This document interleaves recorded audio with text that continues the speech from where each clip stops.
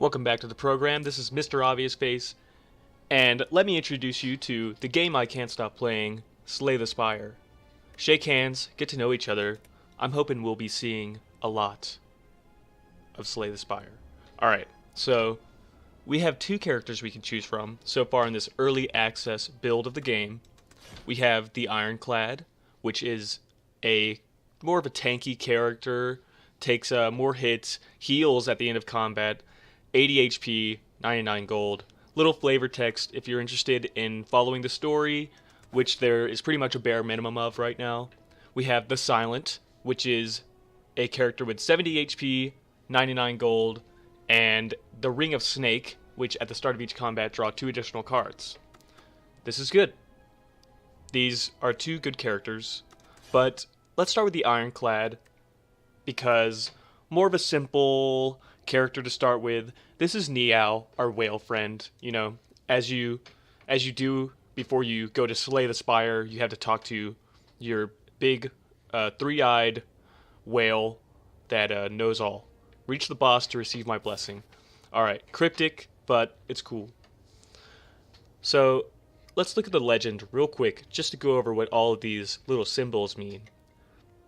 Question mark, unknown, could be anything, could be treasure, could be more combat, could be a shop, or could be some kind of random encounter where we have a decision to make, and as we come across that, you'll see what I mean. Merchants, right here. Obviously we gain gold. Over the course of the game, you could spend the money at merchants. Treasures. At treasures, we receive more relics, which can affect our combat in many different ways. At rest sites, we could heal, or we could choose to upgrade a card, which could be even better than healing in case we're already close to max HP anyways. The smaller demon faces are enemies. That's going to be combat every time, and after every combat we'll gain gold. At elites, and we'll also get to choose a new card to add to our deck. At elites, we will, if we defeat the elite, be able to gain another relic, which once again will affect our hands in many different ways. So let's just go ahead and jump in here. As you can see, there's many different paths that we could choose, or you know, we could just decide to follow one straight line all the way up. But you have the choice of going kind of mixing and matching the different paths, and I think for me, I want to try to do little amount of combat but hit as many elites as possible so that we can get lots of relics, because I think relics are really the play to get as far as you can in the game. The more relics you have, the more kind of bonuses you'll be able to get. So let's see, we could go combats, a couple of question marks, hit the rest to upgrade a card in case we're pretty much close to max HP, hit this elite, and we could go up and hit that elite, or we could go here after the elite because we'll probably be pretty low on health and want to rest. So I think let's start here and just start getting into the meat, kind of like a paper, you know. We're getting into the body text of this paper right now. So just as reference for as we get into combats here, this is aggressive. This character is attacking for 12. We only dodge for 10, or block for 10, and we hit him once with a strike.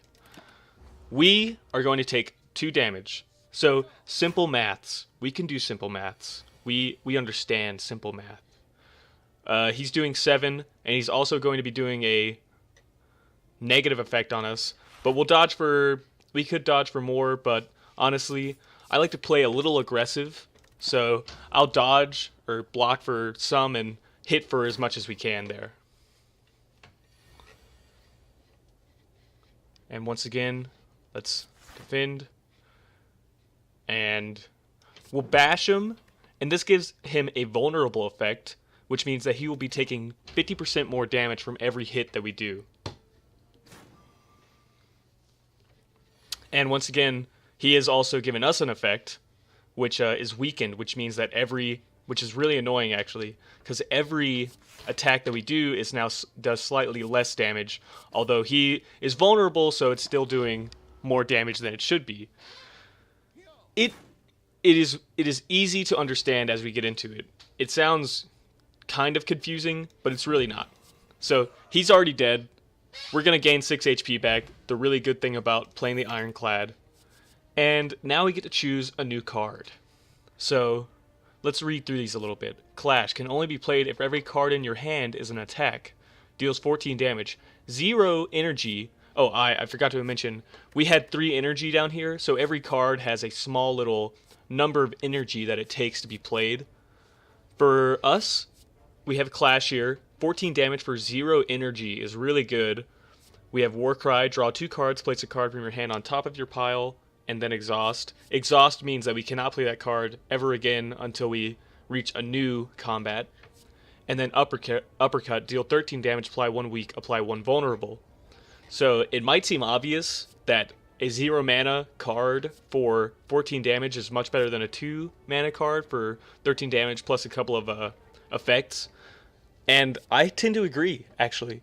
So we're going to go with the Clash, which means that every time we have Clash in our hand, we have to also have only attacks in our hand. But we can make that happen. So kind of see here in this situation, we have Clash, but we have 3 defends, which means that we cannot play this Clash because we have non-attacks in our hand. So my thinking is we could block, use all of those. We now have 0 mana card, hit this little guy, dead already. So you can kind of see how it works out, you know? If you just focus, and that's the thing, you have to focus on what you're doing, because the more that you get into the game, you'll start to want to speed up and go really fast because you think that you're great, you're good, you got everything under control, and then you'll meet an enemy that, hard counters you and kills you. So let's take a look at what our new cards we could get. Perfected Strike is really good because for every card that has Strike in it, it also does an additional +2 damage for all of our cards containing Strike. So that's really good. But for me, I'm thinking, I'm not even going to read this. Skills cost 0. We don't even have a lot of skills in our deck except for defends. And every time you play the skill, it will exhaust it. So that means that we would have no defends in our hand anymore, even if they did cost 0. So I'm thinking, let's get Flex, because when we have more strength, it means that we do more damage with each attack. And we're still pretty close to full health. I think we went to our first question room, and sadly it was combat, but that's not too bad, because we'll defend here. I'm thinking we'll bash, and then hit him with a Clash there. Gonna take a little damage, but we're still pretty close to full health, so we are still on the way to having a good chance at killing these elites up here. I actually... okay. Let me explain. I could have lethaled this character, which means I could have killed this enemy right here, but I just got into the zone of thinking, okay, we're going to play Clash at the end of this. Obviously, I don't have Clash in my hand. Played 2 defends to play the 0 mana Clash. Where's it at? It's not there. So, misplays. You have to pay attention. If you don't pay attention, you are going to die. That is the name of the game. Die the Spire. Here we go. So he's dead. We're still at 79 health, almost max HP. Okay. These are powers. Powers are, in a way, so like you can play the power and it costs mana, and you can only play it once. At the end of your turn for each attack, play this turn, deal 1 damage. So if we played Fire Breathing, for instance, in our hand, and then attacked 3 times, it would do an additional 3 damage because we played 3 attacks. You'll understand it a little better if we saw it in play. And these are all actually really good. I like Inflame a lot, because the more strength we have, once again, the more damage we do with every card. So it makes every card better. And another Clash in our deck, if we can just fill our hands with Clashes, 0 mana for 14 damage. If we have 2 Clashes in our hand, that's 0 mana for 28 damage.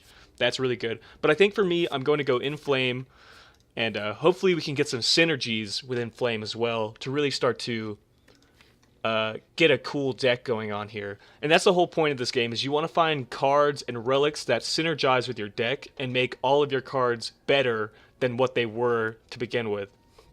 So I'm just looking at my deck here because Transmogrifier, before you lies an elaborate shine to a forgotten spirit, we could pray to transform a card, or we could just leave and not do anything. And I'm looking at my deck kind of thinking, what if I was going to choose a card, what would I want to transform? Which means that the card would completely change. It wouldn't be anything like it was before. So I'm thinking, for us, we could just transform one of these everyday strikes, and I think that's what I'll do. Hopefully we'll get another attack, and we did, which is awesome. We got a 1 mana attack, so it was an upgrade overall. And we'll hit this question mark as well. As you walk into the room, you hear a gurgling and the grinding of metals. Before you is a slime-like creature that ate too much scrap for its own good. From the center of the creature you see glints of strange light, perhaps something magical? It looks like you can get some treasure if you just reach inside its opening. However, the acid and sharp objects may hurt. So we are once again met with a decision. We could leave, or we could try to lose 3 HP and have 25% of finding a relic. We are very high up in the sky on HP right now, so I'm going to go for it. We lost 3 HP. Did not find the relic. We have 35%. We have gained the relic, and we lost overall. We were at 79. We lost 7 HP. Not too bad. Success. After rummaging through the metal and burning acid, you finally grab hold of a relic and yank it out. You pull your way out of the ooze damaged, but rewarded.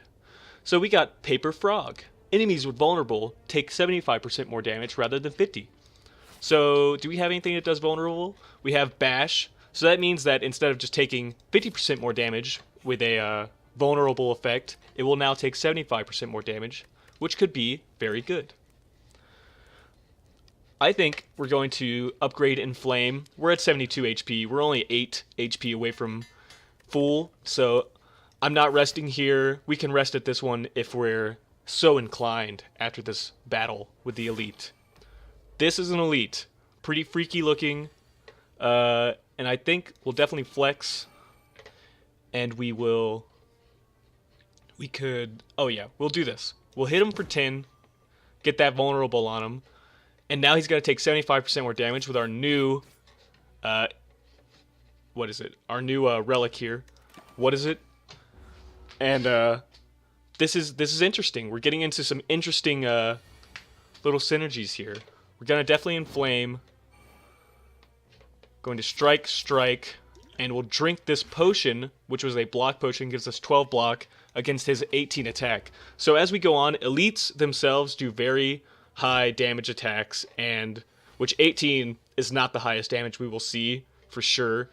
As we get into boss battles, they'll start doing 12 times 5 damage, 60 damage to us, so it can get really crazy. He's already almost dead though. We have a pretty good hand here. We have some pretty good cards, and they are working in tangent to really create some good moves here. I think he's dead here. So that was a really awesome fight. And we're going to gain another relic, 30 gold. So we got Charon's Ashes. Charon's? Whenever you exhaust a card, deal 3 damage to all enemies. So we don't have anything that really... There was really no reason not to take it, but we don't have any card that we exhaust at the moment. So that's not really going to make a difference for us. Oh, we could keep going on the Clash route, and honestly, I'm up for it. We're gonna go hard on the clashes. Hard on the clashes. Just like, what, Clash at Demon Head? What is that from? Clash at Demon Head. Oh, that's from Scott Pilgrim vs. the World, baby. Frozen Eye. When viewing your draw pile, the cards are now shown in order. Oh shit. Okay, so this is very interesting. I'll show you this in just as we get into this combat right here. We're at 80 HP. We can take these guys, and we're going to hit this elite after this too. So, as you can see, we have cards in our hand. We can look at our draw pile like this. And this relic has now given us the ability to view these cards in the order that they will come up. The only thing I'm wondering is, do they come like Clash, Sword, Boomerang, Strike, or do they go Flex, Bash, Strike? So, We know that we're going to get a Clash next. Sword, Boomerang, Strike, Defend, Defend. It's very interesting. Because if we get something that we're like, oh, I need to play this card, but I need a card that's going to work with it, and it's in our draw pile and it's coming up next. If we had a card that we could play that could draw from our draw pile, that would work really well. So, very interesting relic. This is the first time I've ever seen that. So, even though I've been playing this game so much, I'm still seeing all kinds of things for the first time. We could kill one of these guys. Let's kill big old bad boy over here doing 7 damage. And I think, could we kill one more? We could do 9 damage to you. You'll curl up. So anyways, 12 plus 4 is 16. Oh yeah, we got it. Let's do it. Oh, we can't do it because I wasn't paying attention to my energy. So we will take 6 damage here. But if we can kill them next turn, we'll be able to heal for that much anyways. But if we can't kill them next turn, then, you know, wah, we're bad. 6 damage to a random enemy. We'll just do it. They're almost dead anyways, and now they are. So, once again, healed for that 6. We're back at 80, boys and girls. And those who do not. Anger. Deal 4 damage. Place a copy of this card into your discard pile. Deal 12 damage. Can be upgraded any number of times. Gain 30 block. Exhaust. This is a skill. Attack. So if we got clashes, we want all kinds of attacks. And Anger is interesting because every time you play it, it places another copy of Anger into your hand. And I like Anger. Anger's cool. So we'll just go with that. So this is a big bad boy right here. And we're going to defend so we can play our Clash. Since he's the only enemy on screen, we're definitely going to do 9 damage to him. So we'll hit him for 9, hit him with the Strike, and hit him with the Clash. So that was a lot of damage right off the top. He's going to buff himself. The way this guy works, isn't that cute? The way this guy works, every time you play a skill, he gains more damage. And we had to play a skill here. He would do 14 damage to us if we did nothing. If we play a block, he's going to do 16 damage, so he's going to do 11 damage to us. Not as bad as 14, simple maths. Hit him with the Anger, adds another copy of Anger to our hand, hit him with the Strike, and the Clash. So, yes, good. I had to pay attention, because I just have to make sure I don't make any mistakes. I don't want to embarrass myself. We might be able to kill him right here. Gonna gain 5 strength. He's not gonna die, sadly. But he will be very close. We are gonna take 18 damage. That hurts. I'm not denying that. Gonna be down to 51. But, he's almost dead. He'll die this next turn. Yep, for sure. He's dead. And, we'll be on our way. Another relic on the hand. Self-forming clay. Whenever you lose HP in combat, gain 3 block next turn. This is awesome because we're very focused on an attack-heavy deck. And this could work really well with Barricade, actually.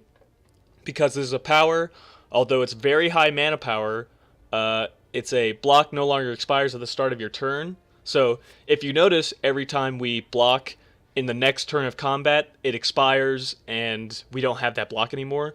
With this card, the block will always stay there, as long whatever's left of it when we get attacked.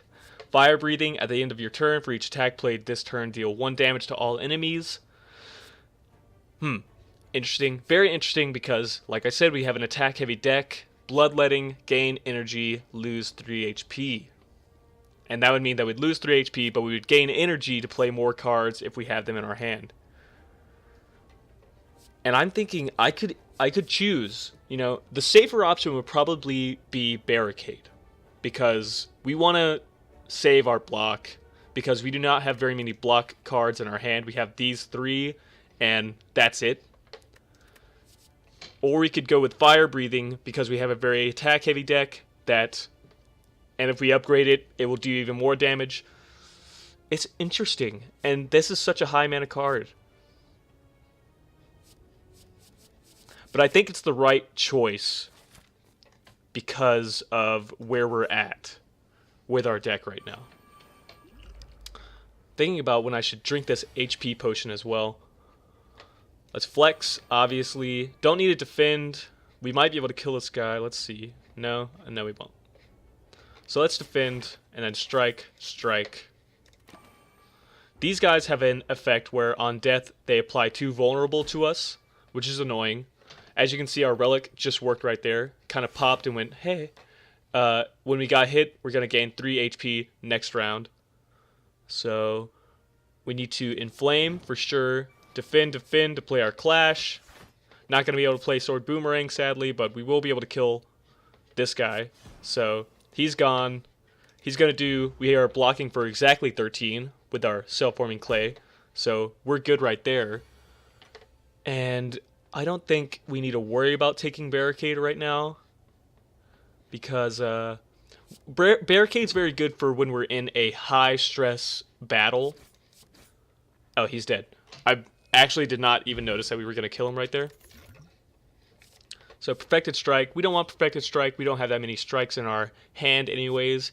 We could get shrug it off to gain a little bit more block, and we would draw a card, which with our frozen eye could be very good. Like I was saying, a card that allows us to draw something will give us the ability to kind of look into the future of what is coming in our hand. And fire breathing again is showing up. Now I'm kind of like sad that I didn't take fire breathing before, because the more fire breathing cards we play, the more damage every attack does. Annoying. And I might skip it again, because I kind of like shrug it off with our frozen eye effect here. So I'm gonna take shrug it off. Yep, I did. I've done it. We're going here. Gonna have a little random encounter. You fall into a puddle. It's made of slime gloop. Frantically, you claw yourself out. Over several minutes, as you feel the goop starting to burn. You can feel goop in your ears, goop in your nose, goop everywhere. Climbing out, you notice that some of your gold is missing. Looking back to the puddle, you see your missing coins combined with the gold from unfortunate adventurers mixed together in the puddle. Alright, so we could leave it, lose 39 gold. We are pretty high on gold right now, but, you know, we are coming up to a rest. And we are going to come up to combat, but we are coming up to a rest before we hit the boss, so it might not be too bad to take 11 HP loss and gain 75 gold. I'm kind of thinking we will do that, actually, because, you know, who dares wins. He who dares wins. Alright. What's our next card coming up? Anger, which works. And means we can do more damage. We will gain 8 block. Anger comes into our hand. We will play Anger against this guy. We are going to take a little damage. That's okay, though. I'm thinking if I should take this HP potion. Will this combat last 5 turns, is the question. And I don't really think it will. And I think we'll save the HP potion for our fight against the boss coming up. So, strike this guy. He's doing a negative effect, so I'm really focusing him right now. And he's already almost dead.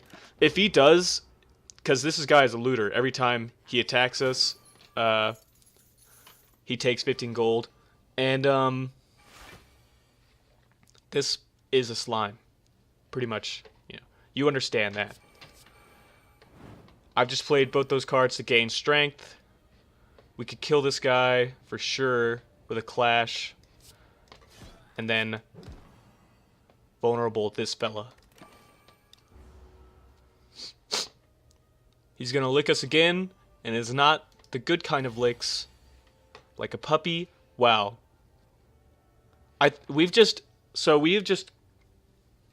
This hand is amazing. I should have looked at my draw pile. I guess it doesn't really matter. We're going to be able to block for enough. Or maybe we won't. Yeah, we will. But, annoying, to say the least, that we did not draw any attack cards in that hand. Because I'm ready for this slime to be dead. So we can get to the boss and see what some real freaking combat is like. This is what I love about a Clash deck and an Anger deck. Is that we have all these 0 mana cards that allow us to do all of that damage for no mana. Let's see. Intimidate, apply 1 week to all enemies. Exhaust, we have that. Whenever you exhaust a card, deal 3 damage to all enemies. And we can apply 1 weak to all enemies. It's interesting. It is. Shockwave, apply 3 weak and vulnerable to all enemies for 2 mana. Exhaust. This is 0 mana. Armaments. Gain 5 block. Upgrade a card in your hand for the rest of combat. Honestly, Armaments is so good, and I'm already going to spoil it for you. Armaments Plus, which is the upgraded version of Armaments, allows us to upgrade all cards in our hand for the rest of combat, which is really good. So we're going to take Armaments and try to upgrade it pretty soon. Let's rest to get back to literally 1 away from full health and fight the boss. We are here. It is... Who is this guy? Forget what your name is. Tell me. I thought that... Oh, the Guardian. Alright, we're fighting the Guardian. We want to gain... It's good that we got Inflame right away. We'll go ahead and drink our HP potion to start... Oh, I guess it doesn't really matter. We'll hit him. He's the only character on screen, so he's going to take 18 here. Take the Clash. So, I forgot to show it, but every time you get this guy down to a certain level of HP or hit him for enough damage, he changes modes, which is what has just happened. So we have Armaments. What's our next card we're going to draw? A Defend. Annoying. What's the next 2 cards? A Strike. So we have Armaments, and we're going to upgrade... Okay, think about this real quick. We could shrug it off and draw a card, and we know that our next card is a Defend, which is annoying because that messes up Clash. If we upgrade Shrug It Off, I think it allows us to draw 2 cards, and the next 2 cards would be a Defend and a Strike. But I don't really know if there's any point to that. So I think what we'll do...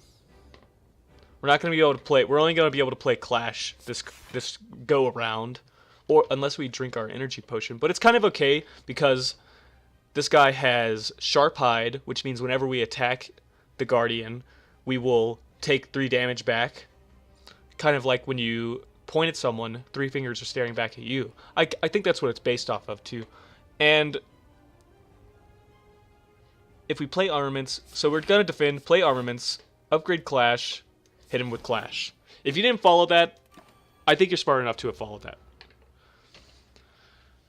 Okay. We're good. We're still... I need a... Barricade would be cool. Barricade is cool here, actually. Because we still haven't used it yet. And actually, I'm going to drink our energy potion here. Might have been better used somewhere else, but I want to start gaining block as soon as we can.